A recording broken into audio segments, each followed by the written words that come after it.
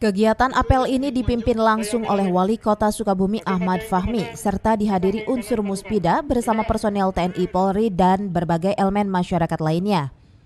Dalam kesempatan tersebut, Wali Kota mengatakan bahwa giat ini dilaksanakan untuk saling menguatkan dalam menghadapi berbagai kemungkinan terjadinya bencana alam, sekaligus melakukan pengecekan kelengkapan kesiapan mitigasi bencana. Hari ini apel konsolidasi yang dilaksanakan bersama Polri, TNI, dan berbagai elemen yang lain dalam kerangka kami saling menguatkan untuk menghadapi hal-hal yang tidak kita duga terkait musibah yang sangat mungkin terjadi.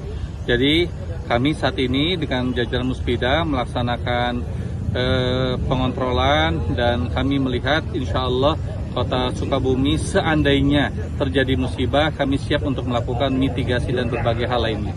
Kalau untuk rawan bencana hampir di setiap titik rawan bencana karena ada beberapa tipe bencana, ada banjir, ada longsor, ada gempa bumi, jadi hampir di setiap titik mereka memiliki potensi bencana dengan masing-masing karakteristiknya.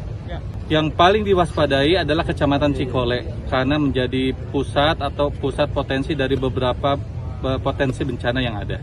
Terus kita lakukan edukasi, termasuk juga kita ingin menambah kelurahan tangguh bencana sebagai bentuk kita ingin masyarakat juga berpartisipasi secara aktif, mempersiapkan diri, mengedukasi warga sehingga mereka mampu menghadapi ketika seandainya ada bencana di wilayah tersebut.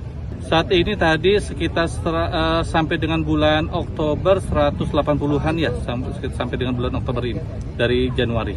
Jumlah kerugian material yang tercatat 3,7 miliar. Sementara itu dari catatan sejak Januari hingga awal November 2020 ada sekitar 180 bencana dengan kerugian material mencapai 3 miliar rupiah. Dari Sukabumi, Muhammad Satiri melaporkan.